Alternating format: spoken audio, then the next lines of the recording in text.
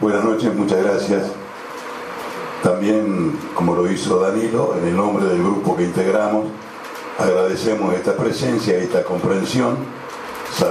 Reconocemos que hemos empezado un poco más tarde de la hora en la cual se había anunciado el comienzo de este acto. El humorismo tiene que estar presente hasta para suavizar estas impaciencias, y podemos decir que esta impuntualidad coincide con el Día del Patrimonio de los Orientales. Casi nunca asumimos una puntualidad muy inglesa, que digamos,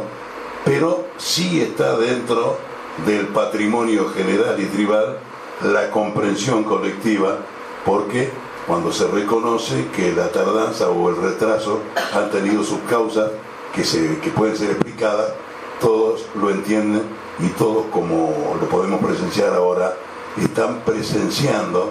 y adquiriendo lo que se dice con palabras, porque estamos en la casa de Wenceslao Varela.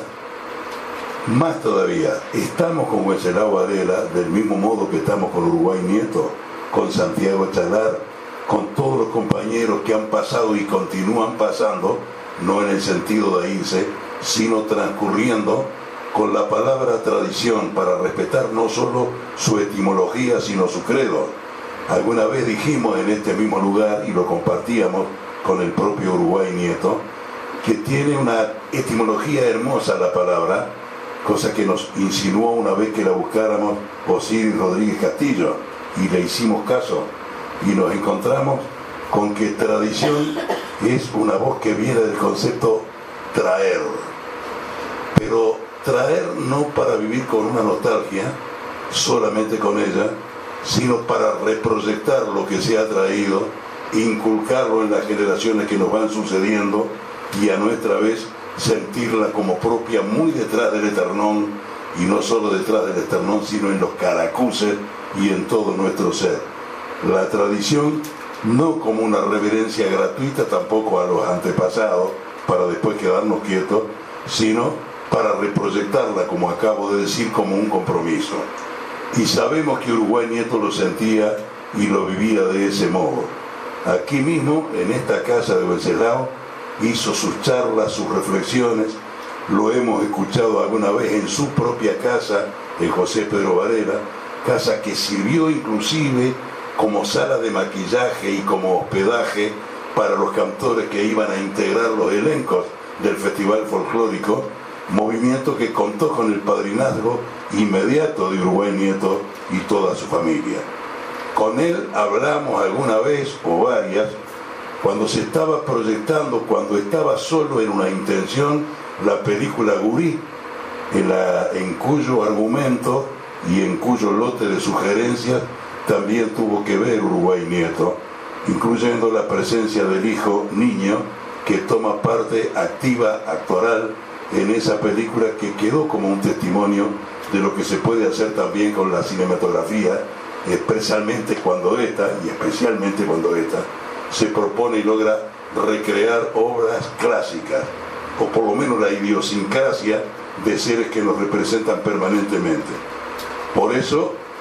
es imposible no hablar del gaucho cuando se habla de Uruguay Nieto, cuando se habla de Wenceslao Varela, o de algunos otros cultores que hemos mencionado o que vamos a seguir mencionando en el correr de este acto, que va a ser breve, pero que va a tener toda la sinceridad, la está teniendo,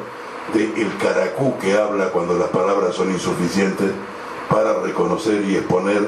lo que nos inspira la presencia de ustedes, que vienen no solo por curiosidad, sino también para escuchar una vez más el nombre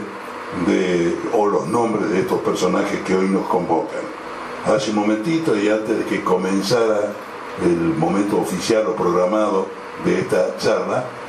compartíamos diálogos con algunos de los visitantes que estaban más cerca de lo que ahora es el micrófono y el escenario imaginario,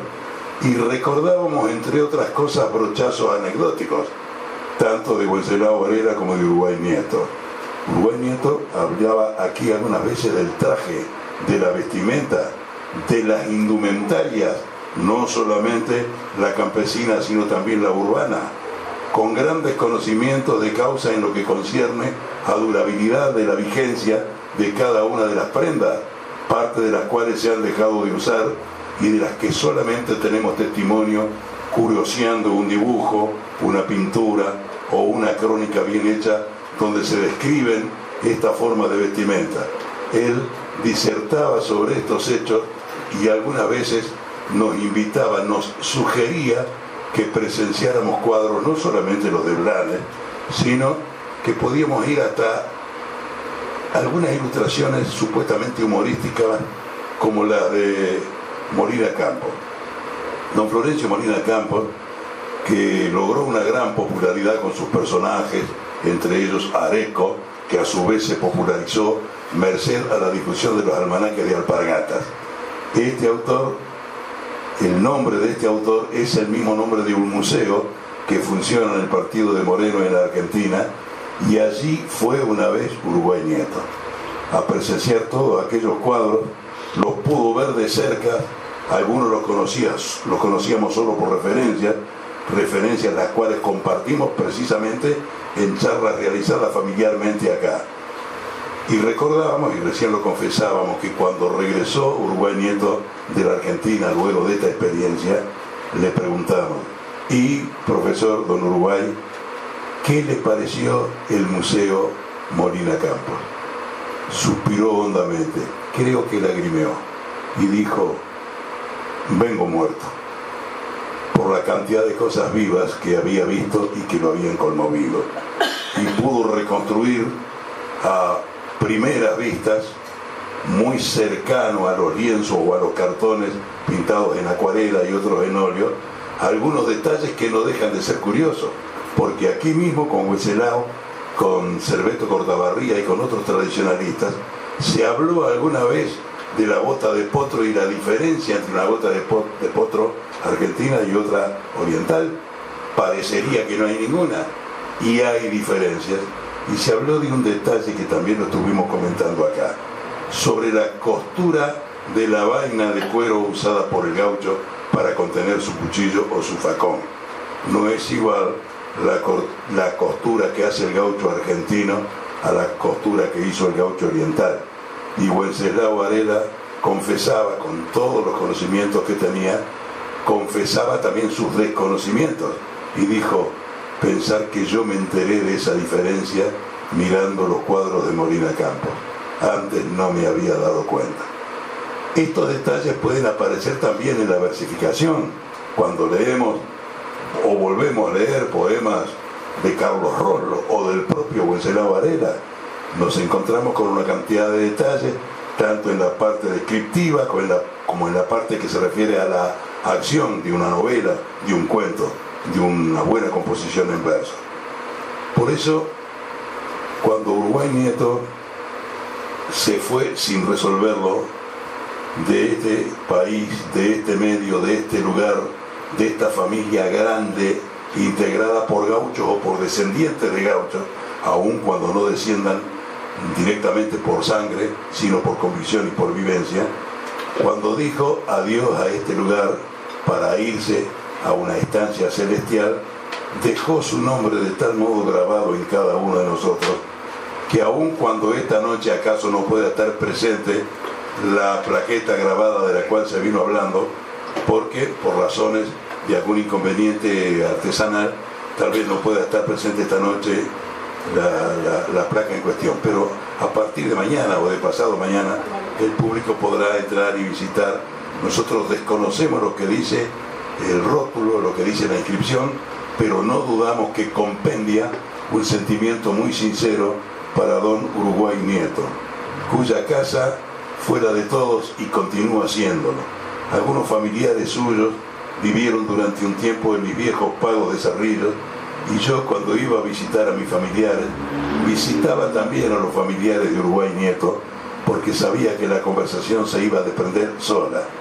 Las paredes interiores de uno y del otro hogar tenían cuadros, muchos de ellos de Molina Campos, o de Blanes, o de Figari, muchos de la gauchesca, de los que habían ilustrado libros como el Martín Fierro, como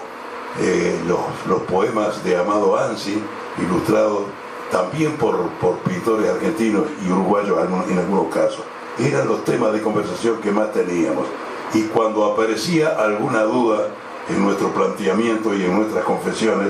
deseábamos que viniera Uruguay Nieto. ¿Cómo no?, nos decía. Ese nudo se hacía así por tal circunstancia, por tal hecho. Esa prenda se usó de este modo hasta tal año, de ahí para adelante no tenemos conocimiento. No es que estos detalles nos permitan calificarlo como excesivamente minucioso, sino que hacía de sus conocimientos un puente de posibilidades para la comunicación y para la vinculación. Por eso, aún sin plaqueta y sin inscripciones, esta noche está aquí, como lo está Wenceslao. Muchas gracias.